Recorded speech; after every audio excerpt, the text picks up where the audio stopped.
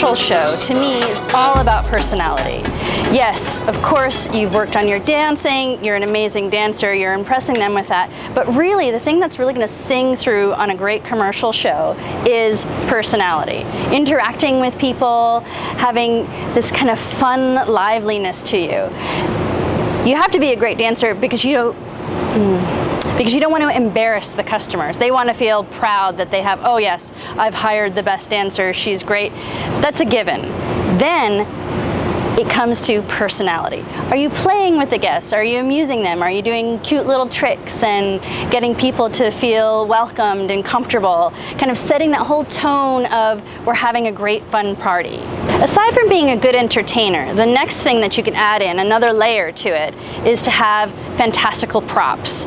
Big, huge candle tray, big wings. It gives them something to talk about. Something like, oh yeah, you hired that girl who had those great props and she had all these flashy things. So it gives them another thing to kind of latch onto and say, wow, she was really talented and really captivating and had that special something that makes you memorable over somebody else. What makes a successful commercial performance? Well, I would like to say that it's extremely important to be a very, very good dancer and that it's all about the very good dancing. But realistically, I think a lot of times people don't really see your dancing that much, either because they just don't really have the education to appreciate it, or maybe they're just not belly dance fans, or more often, at least in New York City, a lot of times I have found myself working in places where I'm right on top of the audience, in between the tables, and so people aren't seeing your dancing because they can't see your dancing. You're right up there, right in with them. So it's still important to be a good dancer, but in that kind of a situation, I think what people really respond to more than anything else is an outgoing personality and just the general exoticism of belly dance as part of the evening.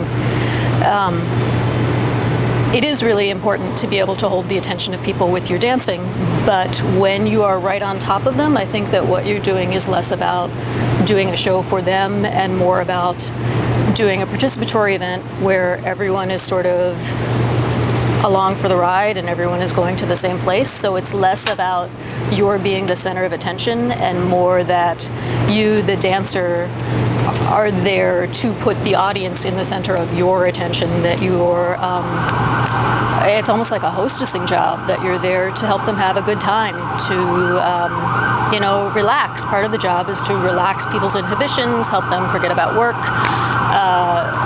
help them forget about whatever it is they have to do tomorrow, and just relax, cut loose, have fun. This is why I think there is so much emphasis on audience participation, because, if people can't see you dancing so much, there still has to be something going on, and when the audience participates, then again you have this idea of everybody participating and making this evening like a party.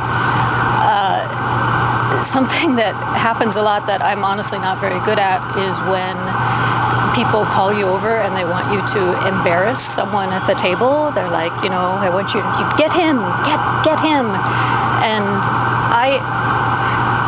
this is very confusing to me, because I would think that when there is this, beautiful woman who is demonstrating this, skill that she spent years perfecting, you would not treat that like she's, the monster under the bed, but if, okay, you want me to get him, I'll get him, that's fine. Because, I do understand that sometimes you need to twist somebody's arm and that you get him, and then everybody is along for the ride. For these kinds of jobs, for me, I think it's helpful to think of it as less of a performance art and more actually as kind of like a pink service, not pink service, pink collar, like service work, like childcare, like nursing, some jobs in the beauty industry. Like these are really important jobs of caring for people, but they're not high status, and so to be motivated, you really have to have a lot of heart, and you have to believe in this idea of the importance of taking care of people. Belly dance is not traditionally, very respected. People think that you are a professional party girl, Sharmuta belly dancer, and it can be very frustrating. Or, I do find it very frustrating that I've invested so much in the dance and the artistry, and that's not always the thing that people see. But I have come to realize that I don't want to compound that by having this, attitude about being condescending towards service work, because it is so important to care for people. And this idea of the belly dancer as someone who is facilitating entrance into the night, into mystery, into magic, into the Bacchanalian revel, I think is not frivolous at all. You are like a priestess, like a gatekeeper in this, boundary between the day and the night, and you transport people into this, magical realm. You get the people, you go and you get them, and you do this, boundary transgressing ritual on them, and then they are transported into this other experiential realm. And that's not so frivolous. That has its own dignity. So I don't want to tell people that they don't have to learn to dance. Please learn to dance. But the dancing is definitely not all of it, at least for a lot of venues.